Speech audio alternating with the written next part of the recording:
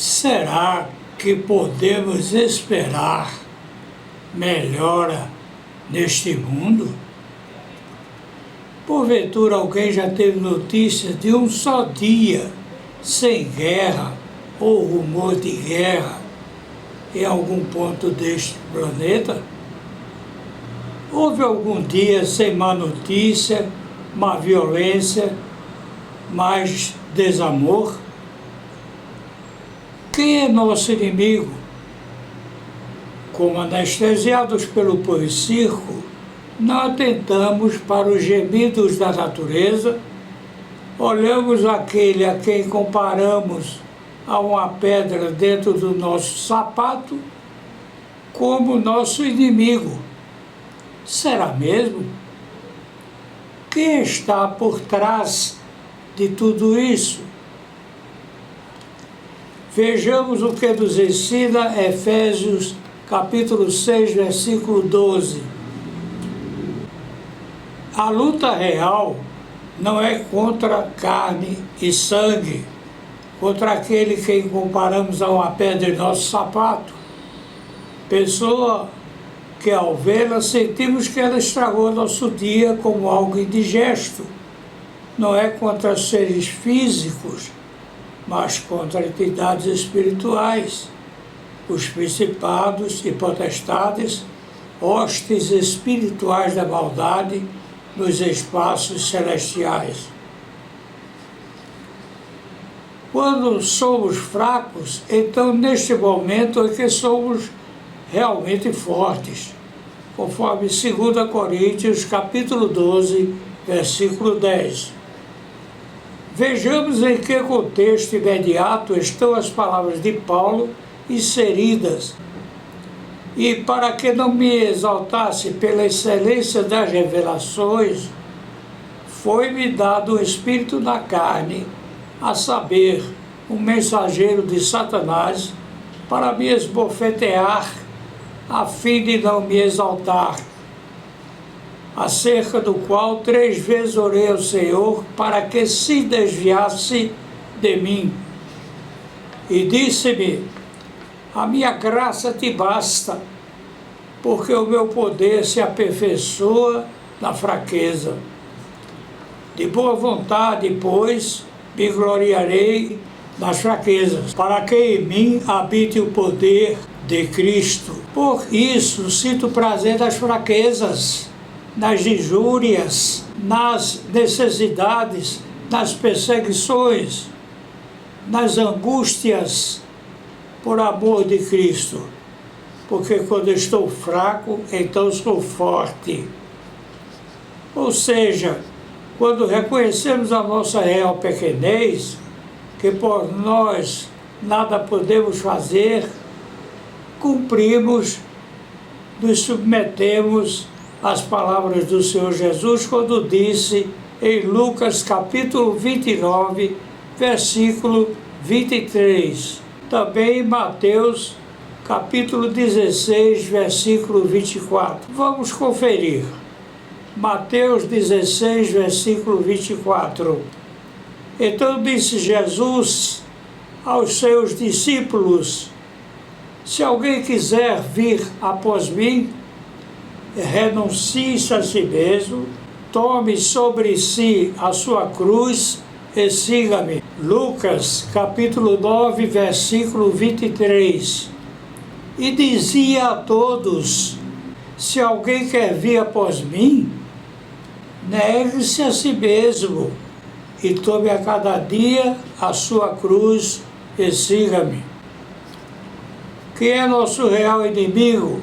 Nosso real inimigo não é aquele diante dos nossos olhos a nos ofender, agredir, mas forças invisíveis, principados, potestades que o manipula como marionete, forças essas distribuídas em diferentes escalões de anjos caídos, os quais, sob o controle de Deus, têm permissão para agir dentro dos limites por ele estabelecidos.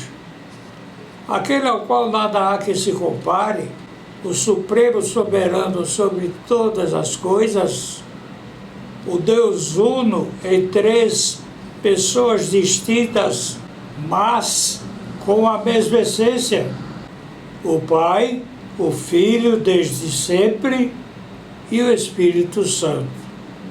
Ou alguém segue suas fraquezas, sua falsa sensação de liberdade e autossuficiência, ou se submete incondicionalmente a Deus, que não reparte sua glória com quem quer que seja ou com nenhum outro, pois não há quem se lhe compare.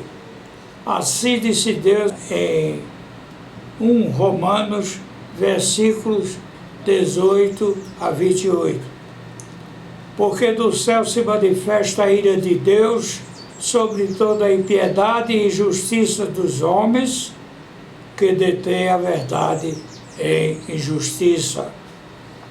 Porque o que de Deus se pode conhecer, neles se manifesta, porque Deus lhe manifestou. Porque as suas coisas invisíveis, desde a criação do mundo, tanto o seu eterno poder, como a sua divindade, se entendem e claramente se veem pelas coisas que são criadas, para que eles fiquem inexcusáveis, porquanto, tendo conhecido a Deus, não o glorificaram como Deus, nem lhe deram graças. Antes, em seus discursos, se desvaneceram e o seu coração insensato se obscureceu. Dizendo-se sábios, tornaram-se loucos e mudaram a glória do Deus incorruptível em semelhança de imagem de homem corruptível e de aves e de quadrúpedes e de répteis. Por isso também Deus os entregou às concupiscências de seus corações, à imundícia, para desonrarem seus corpos entre si.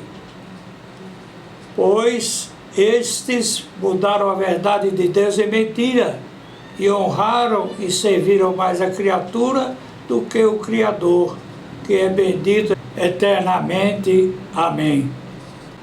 Por isso Deus os abandonou às suas paixões infames, porque até as mulheres mudaram o uso natural, no contrário à natureza.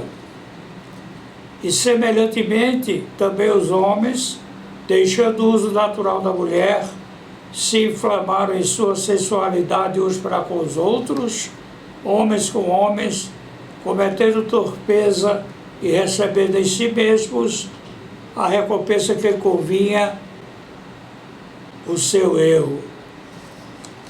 E, como eles não se importaram de ter conhecimento de Deus, assim Deus os entregou a um sentimento perverso para fazerem coisas que não convêm. Tudo isso é resultado da introdução do pecado no mundo, a partir da queda do primeiro casal, levados à desobediência a Deus, sob a maligna influência de Satanás, o que provocou a corrupção de toda a criação de Deus, porque até a natureza geme. Sob esse aspecto, o ser humano afastado de Deus está em pior situação que a dos anjos caídos, porque assim está escrito em Tiago, capítulo 2, versículo 19. Tu crês que há um só Deus. Fazes bem. Também os demônios o creem e estremecem. Satanás tudo tentou para impedir Jesus de cumprir seu ministério, para evitar que ele se integrasse em supremo, único e plenamente suficiente sacrifício pelos escolhidos de Deus, aqueles descendendo de Abraão, sempre esperaram o Messias que os salvaria da escravidão do pecado. Deus deu a lei a Moisés e lemos a partir de Romanos 3, versículo 19.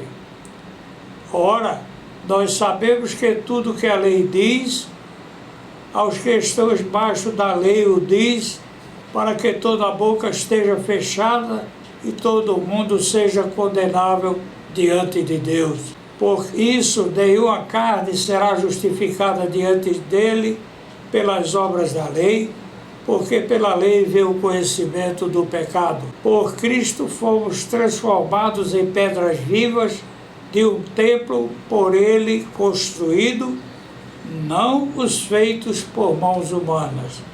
Todos os que dele creram, o Pai a ele os enviou, conforme lemos em João capítulo 6, versículo 37. Todo o que o Pai me dá virá a mim, e o que vê a mim, de maneira nenhuma o lançarei fora. Cumpriu assim Deus o pacto que fez com Abraão, Isaque e Jacó, sendo a salvação pela graça, independente de qualquer mérito humano, e expressa por seus frutos as obras do Espírito Santo no templo feito por suas mãos, e passamos a ser propriedade exclusiva de Jesus, templo do Espírito Santo, sendo benditas todas as famílias da terra em Abraão pela fé, conforme Gênesis capítulo 12, versículo 3. E abençoarei os que te abençoarem, e amaldiçoarei os que te amaldiçoarem. Em ti serão benditas todas as famílias da terra. Por isso devemos semear a boa semente, a boa nova, porque para isso criou Jesus a sua igreja, eclésia, significando ir para fora. Não disse, vinde e pregai a toda criatura, mas ide e a todas elas pregai, conforme Marcos, capítulo 16, versículos 15 a 16. E disse-lhes, ide por todo o mundo, pregai o Evangelho a toda criatura. Quem crer e for batizado será salvo, mas quem não crer será condenado. Jesus enfatiza sua advertência em João, capítulo 3, versículo 18. Quem crê nele não é condenado, mas quem não crê já está condenado, porquanto não crê no unigênito Filho de Deus. Dê testemunho de sua autêntica fé no Cordeiro de Deus por suas obras, pois sem elas morta é sua fé. Ao meu Deus e Pai por Cristo Jesus, toda a honra, toda a glória, de eternidade em eternidade. Amém.